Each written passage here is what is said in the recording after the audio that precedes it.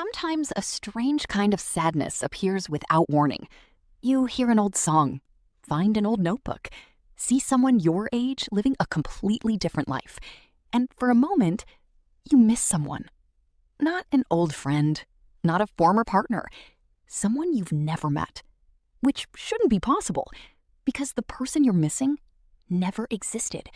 The version that moved away, the version that stayed, the version that took the risk, the version that became someone else.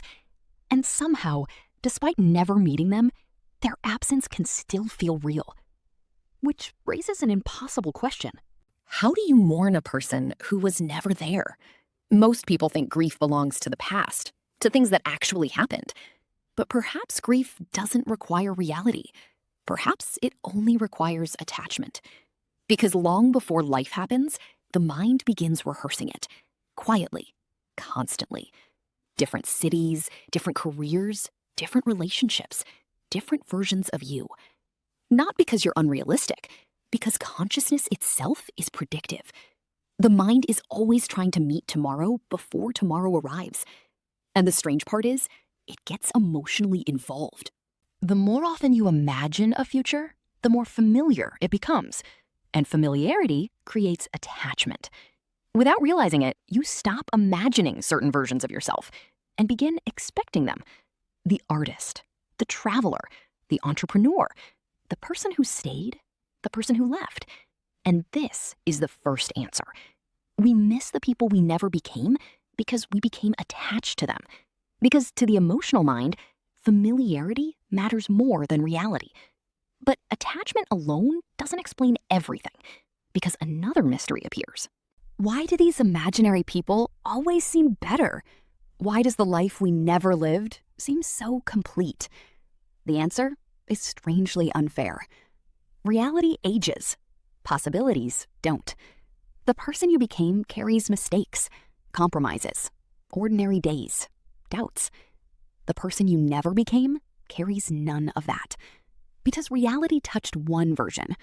Reality never touched the other. The artist who never existed never failed. The relationship that never happened never broke apart. The version who moved away never got lonely. Possibility keeps all the rewards and none of the consequences, which means we spend years losing arguments against lives that were never tested. And this is the second answer. We miss the people we never became because they remained perfect, not because they truly were, but because they never had the chance to become real. But perhaps we've misunderstood the feeling completely. Maybe we don't actually miss those people. Wait, what if we never wanted to become them? What if we wanted to feel what they represented? The version who became successful wasn't really about success.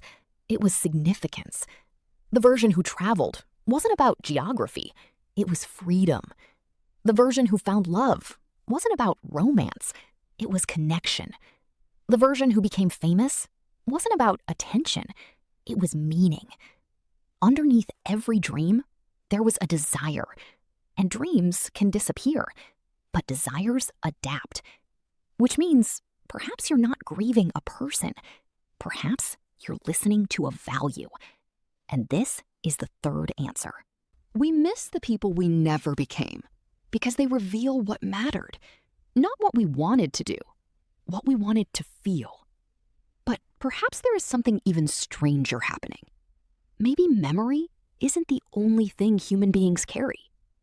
Maybe we remember futures, the futures we rehearsed, the futures we quietly promised ourselves.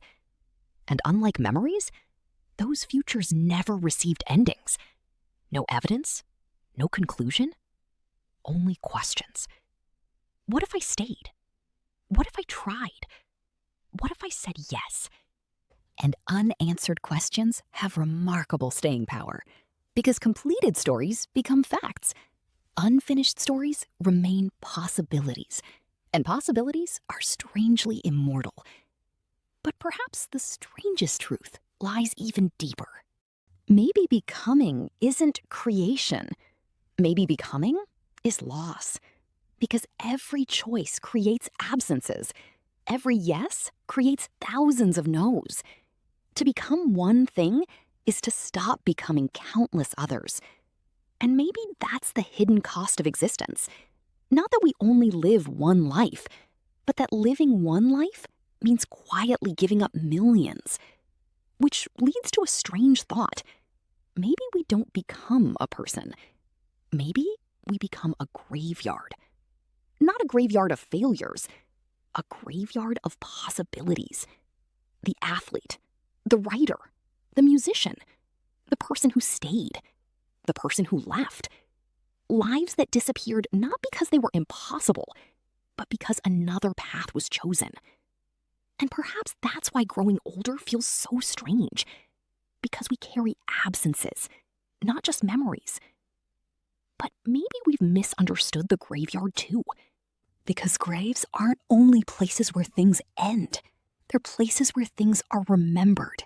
Maybe those old versions of ourselves aren't buried there as failures. Maybe they left something behind. The artist left beauty. The traveler left wonder. The dreamer left hope. Maybe none of them truly disappeared. Maybe they dissolved into the person who exists now. Because perhaps becoming was never about becoming one perfect person. Perhaps it was always about carrying pieces of many people. And maybe that's what the people we never became truly are. Not ghosts, not failures. Messages, early drafts, proof that we once dared to imagine. And perhaps they aren't asking, why didn't you become me? Perhaps they're asking something much simpler. What was it like? What was it like to love?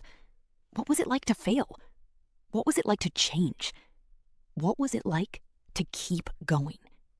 Because in their worlds, none of that happened. They never got the chance. You did. And perhaps that's the strangest truth of all. You are not standing in the ruins of everyone you failed to become. You are standing at the intersection of everyone who helped create you. And maybe becoming was never about becoming everyone. Maybe it was simply about one version getting the chance to be real. And out of all the infinite people you could have been, that version is the one listening to this. Still unfinished, still becoming, still alive.